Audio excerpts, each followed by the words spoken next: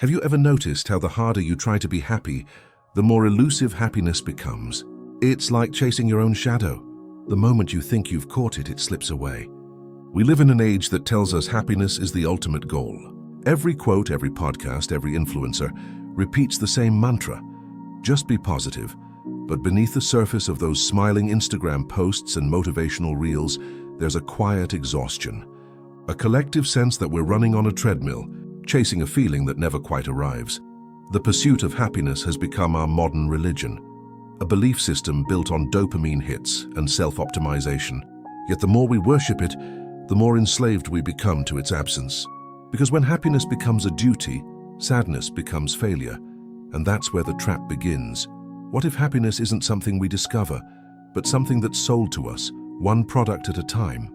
Scroll through your feed and you'll see it. Ads for mindfulness apps, wellness retreats, productivity journals, and mood-boosting supplements. Every brand promises the same thing: you'll finally feel good. But behind the pastel colors and calming fonts lies an industry that thrives on our dissatisfaction. The happiness industry turns emotion into economy. If we ever truly felt content, what would there be left to sell? This isn't new. It's the evolution of consumerism. Decades ago, companies sold us things to make life easier. Now they sell us things to make life meaningful. We've been taught that joy can be purchased, that a new experience, gadget, or mindset will finally fix us. But each fix fades and we're left craving the next dose. And when the high disappears, we're told the problem isn't the system, it's our attitude. Have you ever felt guilty for feeling sad, as if your emotions were somehow a personal failure? That's the power of toxic positivity, the pressure to stay cheerful even when life hurts. We've created a culture that treats sadness like a virus. We sanitize it with affirmations and cover it up with smiles. But here's the paradox: emotions exist to guide us, not to shame us. Sadness tells us something's missing. Anger tells us something's unjust. Anxiety warns us something's uncertain. By silencing those voices, we don't become happier. We become numb. This obsession with constant positivity disconnects us from reality. We start performing emotions instead of feeling them. And when others struggle, we offer cliches. Stay strong. Look on the bright side. Not because they help, but because we're uncomfortable with their pain. Somewhere along the way, happiness stopped being a feeling and became a performance. What if our pursuit of happiness isn't a natural instinct, but a social experiment designed to keep us compliant? Think about how our digital world operates. Algorithms track what we click, like, and linger on. They feed us more of it, not to enlighten us, but to keep us scrolling. And what keeps us scrolling? Pleasant emotions, validation, the illusion of connection. The platforms that shape our lives have discovered that happiness, or at least the appearance of it, keeps people online longer. So they engineer a world of endless positivity, filtered smiles, and bite-sized motivation. But the darker side of this is subtle. When everyone appears happy, sadness feels like isolation. We start comparing our inner world to everyone else's highlight reel, and we lose. Every time. The happiness industrial complex thrives on this comparison. It makes us believe we're one habit away from fulfillment, one course away from enlightenment, one post away from meaning. But what happens when all this chasing leaves us emptier than before? Deep down, do you ever feel like happiness has become another item on your to-do list?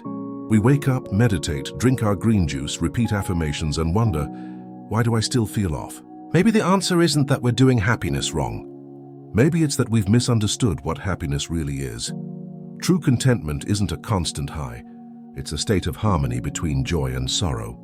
It's the acceptance that life is sometimes beautiful, sometimes unbearable, and that both states can coexist. But when society teaches us that only half our emotions are acceptable, we start rejecting our humanity.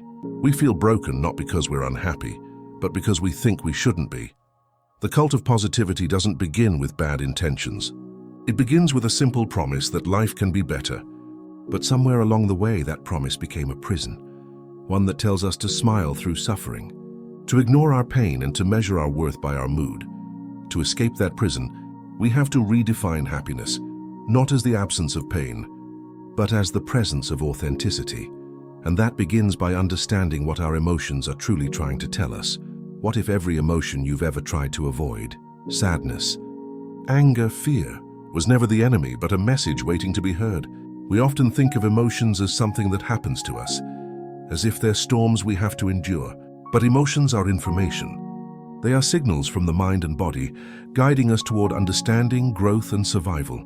Happiness tells us something feels right. Sadness tells us something valuable is missing. Anger tells us a boundary has been crossed. Psychologists describe emotions as adaptive responses. They evolved to help us navigate a complex world. When we feel, our brain is processing meaning. It's trying to tell a story about what matters. So when society labels certain emotions as negative, it's like telling half of our internal guidance system to shut up. We end up emotionally illiterate, able to smile on command, but unable to understand what our inner world is saying. And that misunderstanding leads us into one of the biggest traps of all: suppression. Have you ever tried to just stay positive, only to find your frustration growing louder the harder you tried? That's not a coincidence. It's psychology. When we suppress emotions, we don't erase them. We amplify them. Studies on emotional regulation show a paradox. People who suppress sadness or anger often experience stronger physiological stress responses, faster heart rate, higher cortisol, and recurring anxiety. It's the rebound effect. The more you push a thought away, the more it dominates your mind. Imagine trying not to think of a pink elephant. The very act of suppression brings it front and center. Emotions work the same way. When we resist pain, we feed it. But our culture rewards this suppression. We're praised for staying strong. Being positive is not letting it get to us. Yet beneath that armor, our emotions pile up. Unprocessed, unresolved, unseen. Eventually, the system cracks. Anxiety surges. Depression creeps in. We call it burnout, but often it's emotional backlog. Years of feelings we were too positive to feel. And if we wonder why this cycle keeps repeating, the answer lies in a phenomenon psychologists call hedonic adaptation. Why does every burst of happiness fade, no matter how big the achievement, the purchase, or the moment? It's because our brains are wired for equilibrium. Hedonic adaptation means we return to a baseline level of emotion after any high or low get a raise. You'll feel great for a week. Buy something new, euphoric for a day. Move to your dream city, excited for a few months, then normal. The happiness fades not because something's wrong, but because this fading is built into the system. Our brains are designed to adapt, to normalize change. Yet our society treats this natural process as failure. When the high wears off, we think we've done happiness wrong, so we chase again. It's a loop of craving, gratification, and emptiness. We keep mistaking pleasure for meaning, and the constant pursuit of more leaves us emptier with each turn of the wheel. And this is where the shadow side of positivity begins to show, the part we don't post about. Have you noticed how the phrase "good vibes only" sounds comforting until it starts to feel like censorship? Good vibes only started as a harmless mantra, a call for optimism, a little light in a dark world. But over time it became a filter for reality itself. It tells us don't complain, don't feel bad, don't bring negativity into the room. And so we start editing ourselves. We smile through grief. We say "I'm fine" when we're breaking inside. We apologize for crying. Our social spaces become echo chambers of curated emotions, places where only the acceptable feelings are allowed to exist. But when we deny darkness, we deny depth. Carl Jung called this the shadow self, the parts of our psyche we exile because they don't fit the image we want to show. The irony? The more we suppress the shadow, the more power it gains. A society obsessed with positivity breeds people who can't handle pain. And in trying to escape discomfort, we lose resilience, empathy, and authenticity, the very traits that make us human. So if good vibes only blinds us to truth, what does genuine emotional intelligence look like? What if real strength isn't about staying positive, but about staying present even when it hurts? True emotional intelligence isn't about controlling feelings, it's about listening to them. It's understanding that emotions are data, not directives. They tell us what we value, what we fear, what we love, but they don't have to control our choices. Being emotionally intelligent means sitting with discomfort without needing to fix it. It means saying, "This hurts," and allowing that to be enough. Psychologists call this emotional granularity, the ability to describe and distinguish what we feel. Instead of "I'm sad," it becomes "I'm disappointed," or "I'm grieving," or "I feel lonely." This precision gives us power. When we can name a feeling, we can understand it. When we understand it, we can move through it. True positivity then isn't about ignoring the storm. It's about learning to dance in the rain. It's not about staying happy. It's about staying honest. In the end, happiness isn't something to chase or perform. It's a byproduct, the quiet result of living authentically. When we make space for all emotions, we create balance. When we stop fearing sadness, we discover peace. And maybe that's what real happiness has always been. Not the constant presence of joy, but the gentle acceptance of life in all its colors. But to understand how we ended up worshipping happiness in the first place, we need to go back, deep into history, philosophy, and culture, to see how the idea of positivity was born. What if the ancient philosophers we quote on Instagram would be horrified by how we use their words? Today, quotes from Marcus Aurelius and Seneca flood our feeds. You have power over your mind, not outside events. The obstacle is the way. But few realize that Stoicism wasn't about toxic positivity. It was about clarity, the art of seeing life without distortion. The Stoics didn't suppress emotion. They studied it. They believed peace came from aligning with reality, not escaping it. In contrast, the modern self-help movement has repackaged Stoicism into motivational slogans, tools for productivity rather than philosophy. We've turned wisdom into aesthetics. Ancient philosophers sought meaning in struggle. Modern culture tries to eliminate it. To see how this shift happened, we have to trace the story of happiness itself, a story that took root in Western culture centuries ago. When did happiness stop being a feeling and become a moral obligation? In the 18th century, something revolutionary happened. The pursuit of happiness became a right. The US Declaration of Independence enshrined it alongside life and liberty, a radical idea for its time. But over the next 2 centuries, that right turned into a demand. The pursuit of happiness evolved into the duty to be happy. Industrial growth and capitalism transformed emotions into measures of success. A happy worker was a productive worker. A happy consumer was a loyal one. Advertising in the 20th century capitalized on this cultural current. Happiness became the promise behind every purchase. The car, the soap, the soda, the vacation. Smiles became symbols of patriotism and progress. Sadness, a flaw to be fixed. By the time self-help became mainstream in the 1980s and 90s, the emotional marketplace was thriving. Positivity was no longer just personal. It was national, corporate, and profitable. But Western culture wasn't the only one shaping our relationship with happiness. Across the world, a different philosophy was teaching something very different. One we've borrowed and misunderstood. What if true peace isn't found in chasing happiness, but in accepting suffering? Eastern philosophies like Buddhism, Taoism, and Hinduism never treated suffering as something to avoid. They saw it as a teacher, a natural part of life's rhythm. In Buddhism, the Four Noble Truths begin with an uncomfortable admission. Life is suffering, not as punishment, but as reality. The goal isn't to eliminate pain, but to transcend attachment to it, to see it, breathe it, and let it pass. The Taoists taught Wu Wei, effortless action, living in harmony with the flow of nature rather than forcing outcomes. In Hindu thought, joy and sorrow are two sides of Maya, the illusion of duality.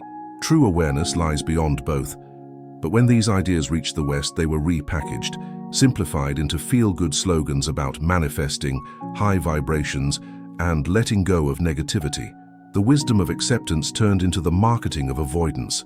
We took tools meant for surrender and turned them into weapons of control, and this desire to control our emotions has roots even deeper in the moral codes that shaped our societies long before psychology or capitalism existed. What if the belief that sadness is bad isn't modern psychology, but ancient theology in disguise? For centuries, religion defined morality not just by action, but by emotion. Anger was sin, pride was sin, envy, sorrow, even doubt, signs of spiritual weakness. In Christian tradition, happiness was tied to virtue. To be joyful was to be good. To be despondent was to stray from faith. The cheerful heart became a spiritual ideal, and suffering, something to be redeemed through belief. When Enlightenment thinkers replaced religion with reason, the emotional template remained. Instead of divine reward, we now sought psychological reward. Instead of sin, we called it negativity. The moral pressure stayed the same, only the vocabulary changed. We began to see emotional pain, not as a human experience, but as a flaw to correct. And thus the foundation was set for a culture that treats happiness not as a gift, but as a test. Yet even as we inherited these moral blueprints, something new was happening. The rise of a movement that promised peace but sold it in subscription form. How did ancient meditation, once a path to enlightenment, become an app with a monthly fee? Mindfulness, yoga, and meditation have ancient roots in practices meant to dissolve the ego and connect the self to the universe. But in the 21st century, they've been rebranded, not as spiritual disciplines but as productivity hacks. Mindfulness is marketed as a way to reduce stress, increase focus, boost output. We meditate not to awaken, but to perform better at work. The stillness that was once sacred has become a corporate wellness metric. Even meditation itself becomes another chase. Am I doing it right? Why don't I feel calm yet? We turn the path to freedom into another form of striving. In doing so, we miss the essence of these teachings, that peace isn't something to achieve, but something to remember, something that was never lost, only buried beneath noise, ambition, and the pressure to always be okay. Our modern obsession with positivity didn't appear overnight. It's the result of centuries of cultural evolution, from philosophy to religion to capitalism, all converging on a single idea, that happiness is the ultimate goal. But what if happiness isn't the goal at all? What if, in trying to eliminate suffering, we've eliminated depth? To answer that, we need to look at the forces that made positivity not just a belief, but a business model.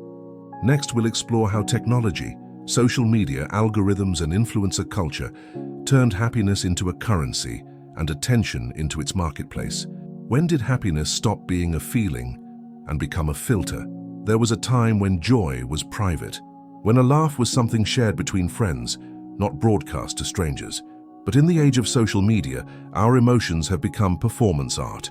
The Instagram smile, perfectly lit, effortlessly candid, isn't just a picture. It's a story we tell the world about who we want to be. And over time, that story becomes a prison, because once happiness is public, it stops being honest. We curate our lives into highlight reels, sunsets, vacations, laughter, and slowly forget that the spaces between those moments are just as real, just as human. The digital stage rewards the performance, not the truth. We've traded authenticity for aesthetics, depth for dopamine, and the irony is tragic. In trying to appear happy, we've made ourselves miserable. But it's not entirely our fault, because the system was built to make us this way. What if the platforms we use every day don't want us to be happy? They just want us to keep scrolling. The world's most powerful algorithms are not designed to make you fulfilled. They're designed to keep you engaged. And nothing engages the human brain like emotion, especially joy, outrage, and envy. Each like, each heart, each comment creates a feedback loop. The brain releases dopamine, the neurotransmitter of reward. That little rush keeps you coming back, refreshing, checking, posting again. But over time, something subtle happens. You stop feeling emotions to express them. You start expressing emotions to get a response. Platforms like Instagram and TikTok have learned to gamify happiness. Every smiling face, every motivational quote, every morning routine clip is rewarded with reach and visibility. The algorithm amplifies positivity, not because it cares about your well-being, but because it performs well. It's not happiness that spreads, it's the appearance of it. And that appearance becomes contagious, the new emotional currency of the internet.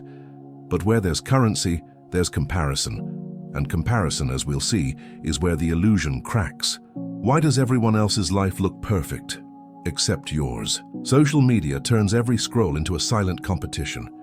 Not for wealth, not even for beauty, but for emotional success. We no longer compare careers or possessions. We compare smiles, lifestyles, vibes. Who looks more fulfilled? Who radiates more peace? Who's living their best life? Psychologists call this the social comparison effect, the tendency to measure our worth by others' perceived success. But what happens when those others are carefully curated personas? When happiness itself becomes performance, comparison becomes impossible to win. You can't outsmile a filter. You can't outpiece a staged meditation reel. So we end up trapped, not in sadness but in self-doubt. We feel ashamed for not feeling as happy as everyone else looks. The happiness gap widens, the distance between how we feel and how we think we should feel. And in that gap, anxiety grows. Still, the platforms that fuel this comparison didn't stop there.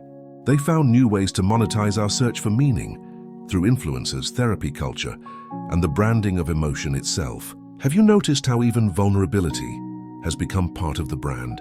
In the digital era, influencers don't just sell products. They sell lifestyles, identities, and emotional philosophies.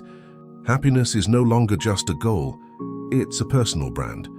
Some promote wellness as luxury, sunlit yoga retreats and green smoothies. Others sell healing, trauma narratives wrapped in affiliate links and book deals. Even pain has been rebranded as content. Therapy culture, once about healing, has been absorbed into influencer culture. Quick fixes, self-diagnoses, viral buzzwords. The internet's language of empathy has been optimized for engagement. Instead of creating connection, it often deepens performance. We're taught to share our truth, but only the marketable parts of it. We turn our lives into narratives, suffering into storytelling, healing into hashtags. The digital self becomes both the patient and the product. And all of this, the filters, the algorithms, the emotional branding, feeds into something much larger, the attention economy. If attention is the new oil, then our emotions are the wells being drilled every day. In the 21st century, attention has become the world's most valuable resource. Every platform, every brand, every creator is fighting for one thing: your gaze. And the easiest way to capture that gaze is through emotion. Sadness makes you pause. Anger makes you engage. Joy makes you share. The digital ecosystem has learned to exploit our emotional instincts.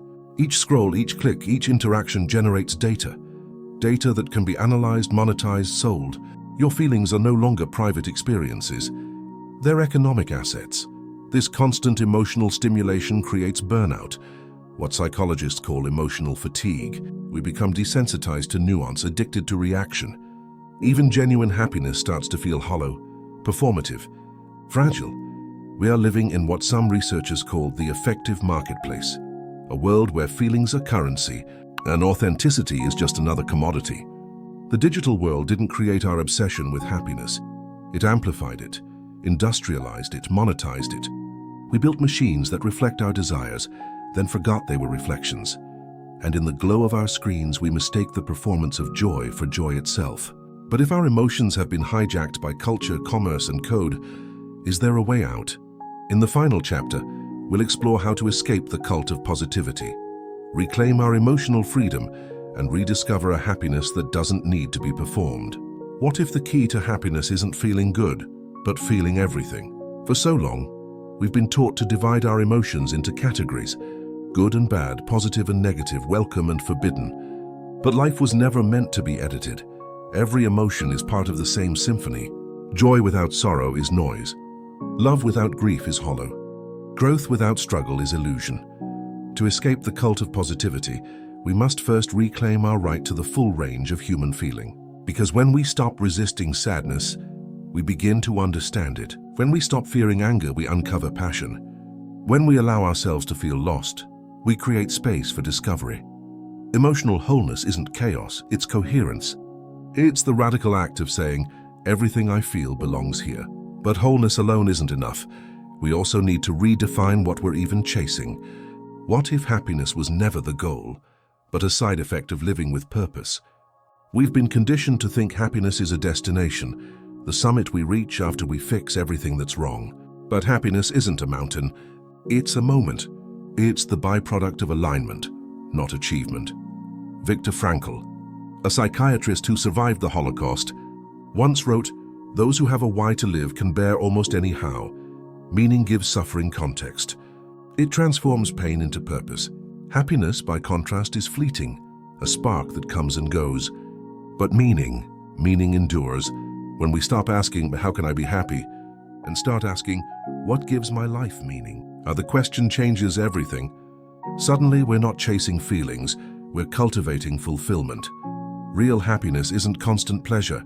It's the quiet peace that comes from living in harmony with what matters most. And harmony isn't about control, it's about acceptance. What if the only real freedom we ever find is in surrender?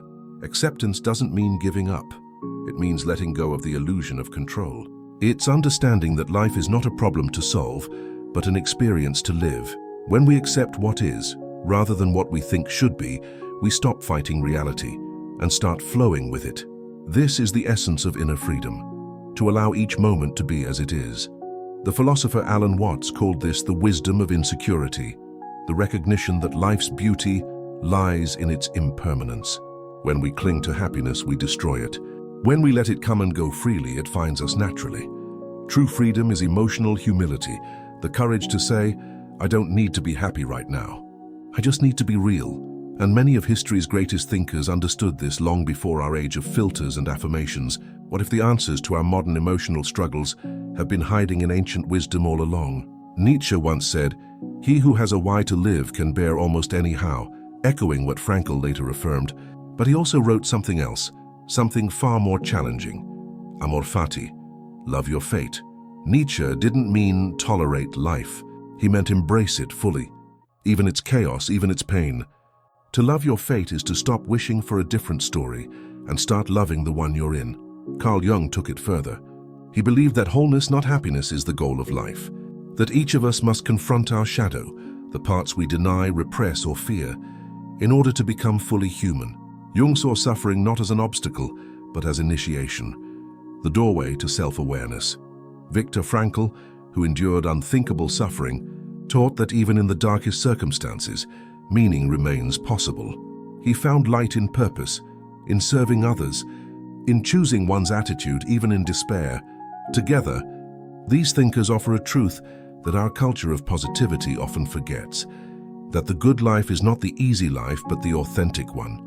And authenticity begins when we stop running from what is and start embracing what could be.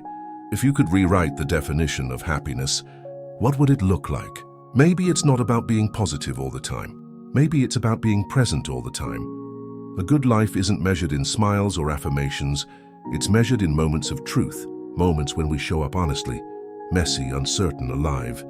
When we connect deeply with others, not through perfection but through vulnerability. Happiness, real happiness, is quiet. It's the soft contentment that comes from alignment between what you feel and what you show, between who you are and who you pretend to be. To escape the cult of positivity, we don't need to abandon joy. We just need to free it from performance. We need to let it breathe, to let it coexist with sorrow, doubt, and wonder. Because maybe the point of life isn't to be happy every day, but to live a life that makes happiness possible. The cult of positivity promised us paradise, a world without pain, a life without struggle. But in chasing constant happiness, we forgot how to live. To be human is to feel it all, to laugh, to weep, to fear, to love, to break and rebuild, to hurt and to heal. True happiness isn't the absence of darkness. It's the light that remains, even when the darkness stays. So maybe the next time you feel sad, don't reach for the quick fix. Sit with it. Listen, let it speak, because sometimes the most honest form of happiness is simply the peace of finally being real.